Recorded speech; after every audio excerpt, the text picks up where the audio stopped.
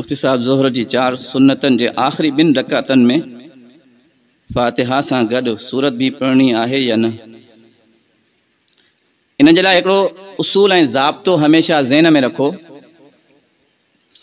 त फ़र्ज़ नमाज जूं जेकियूं 4 रकातूं आहिनि, 4 रकात वारा जेके फ़र्ज़ आहिनि उन्हनि जूं आख़िरी 2 रकातुनि में सूरह फ़ातिहा पढ़नी आहे ऐं मग़रिब जी 3 रकात जे अंदर भी सूरह फ़ातिहा पढ़नी आहे, उन सां गॾु सूरत नाहे मिलाइणी।